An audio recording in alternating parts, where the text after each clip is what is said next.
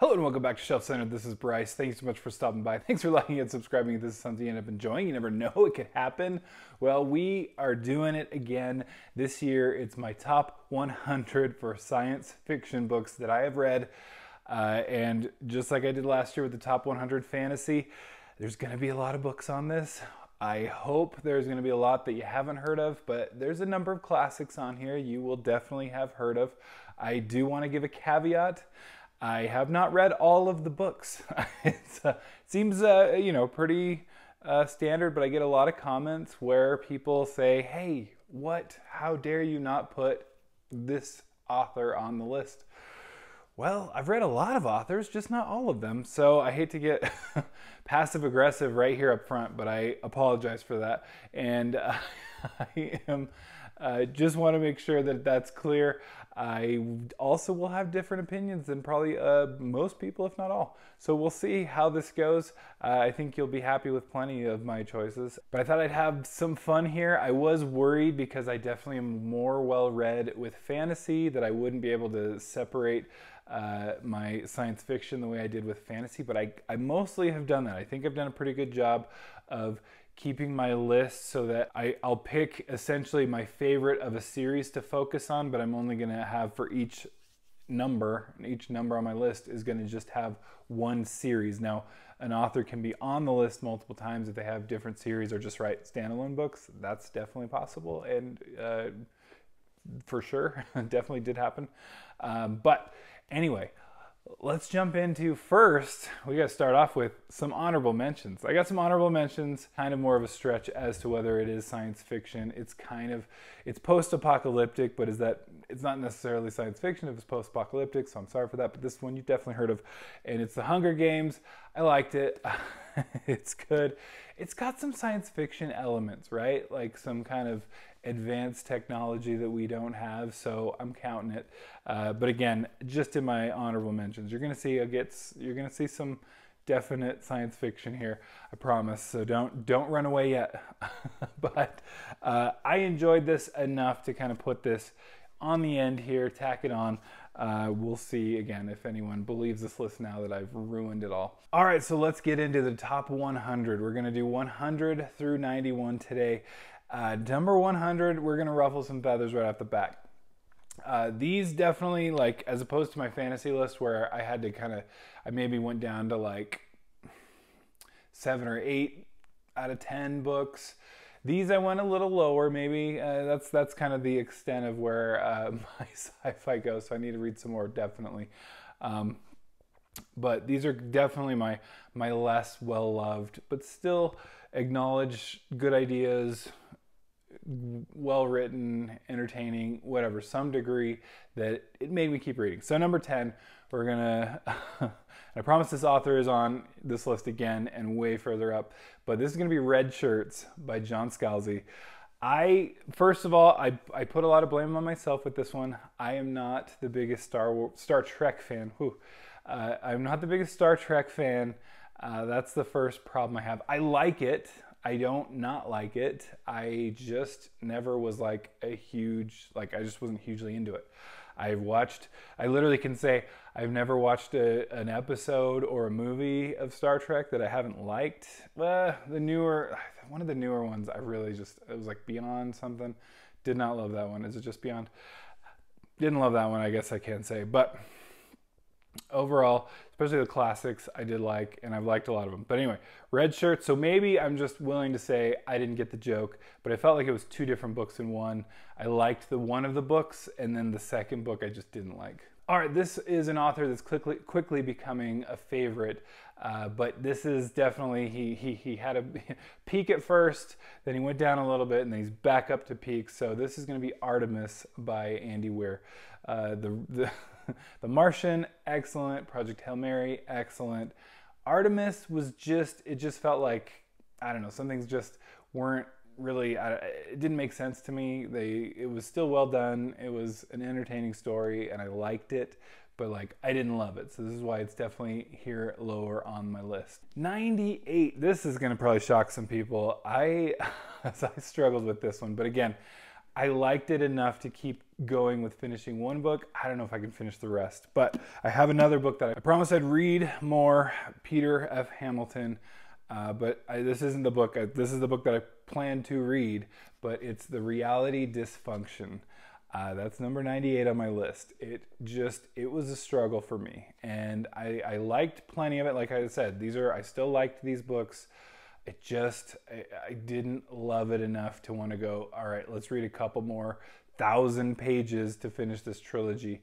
I did want to kind of take a step back, and it's been years now and too long, but I wanted to read Fallen Dragon, and because I hear that's a great one too. But this is standalone, again, all in one. I hope to get to that soon, but it was a lot of factors. I just wasn't into the story really, and it's this long story. There was parts of it but I just didn't care about like the characters. I struggled, but again, I can firmly put a book, me struggling, on myself. Or maybe not, but I know a lot of huge sci-fi fans love Peter F. Hamilton. That's why I want to give him another chance.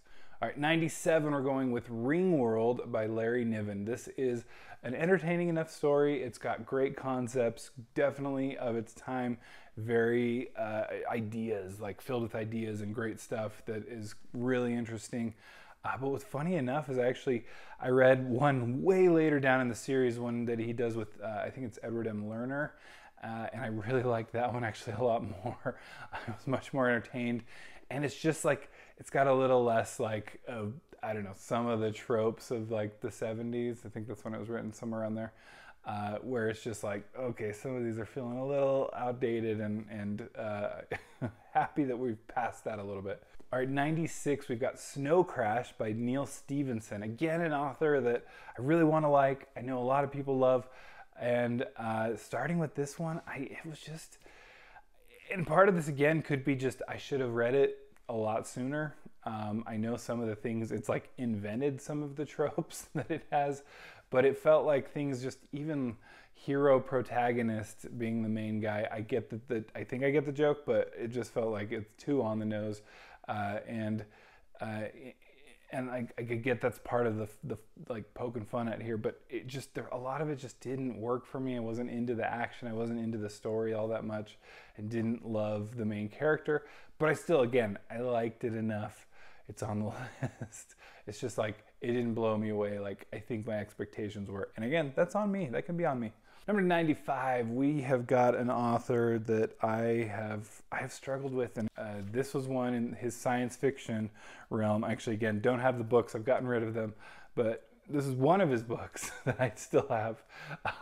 But Tad Williams' Otherland series, I thought the concepts, the story, everything was great, and I read 2 out of the 4 books in the series, but they're long books, one.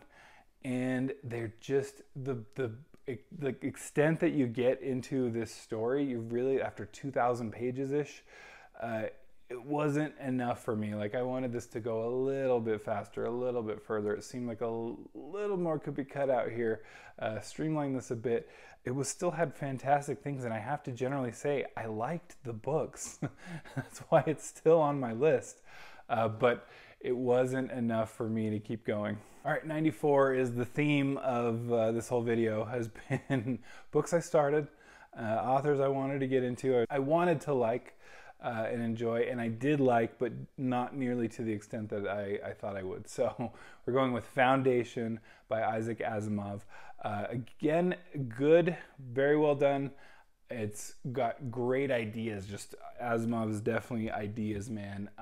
But when it came down to like characters, which I love, or just plot, dialogue, all kinds of things, it's definitely wanting. And so I liked plenty, and I really do want to, again, give Isaac Asimov some more chances. And actually, you'll see more made this list because I did read some more and I liked it much more.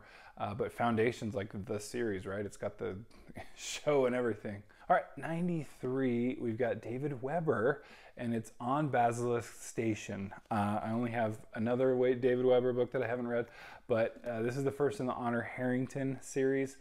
And again, maybe it's just its first book, this kind of thing. I liked it, but did it blow me away? Did it make me want to keep reading more in this series that's like I don't know, what's it, 15 books now? Something like that. It's probably longer than that even. But it just, so that kind of seemed more overwhelming, and I was distracted by other things. So I liked it, but it wasn't anything to write home about, and that's why I didn't keep going. All right, number 92, Annihilation by Jeff Vandermeer. Again, I think maybe we're getting there to the end of my I started a book series and didn't finish it, but it was still fine.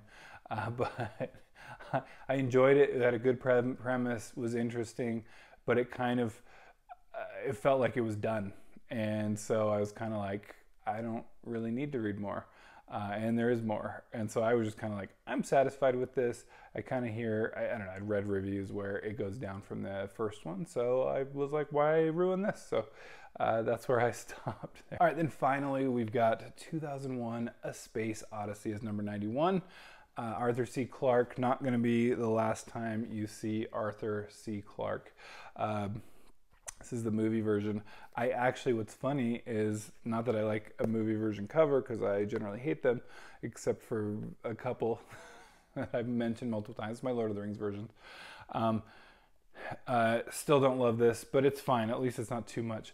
But I actually, this is probably why it's higher on this list. It's because I actually did like the movie better than the book. And so that's very rare. But the movie I thought was better. It's interesting, the movie and the book were essentially written at the same time, like kind of together with Stanley Kubrick. And so it is based on the screenplay of the film. You always kind of think of it, I always thought of it as it's Arthur C. Clarke's. It's like the film's made from the book, right? Funny enough, not really. And so I think it's more of like a collaboration even than even what's hinted here. That's what I thought I read. But I thought they nailed, like the movie nailed some of the, I'm trying to do this with spoilers, some of the like scarier elements better, some of the concerning elements better. Just had me on my toes more, as opposed to, this was just interesting. It was very interesting and I liked it, and it was good. But I like the movie better, and so that's probably why it's down further on my list. All right, that's been 100 through 91 of my list, my first video in my top 100 science fiction books of all time, according just to me. So let me know what your feelings are. Are you just aghast that I would have all of these classics so far down my list? I am a little bit, I have to admit, but this is just, it is what it is, trying to just be honest. They still made it technically, like I said, science fiction. This is the science fiction list. It got there. But thank you so much for stopping by, and check next week for the next installment. And we'll see you. Bye.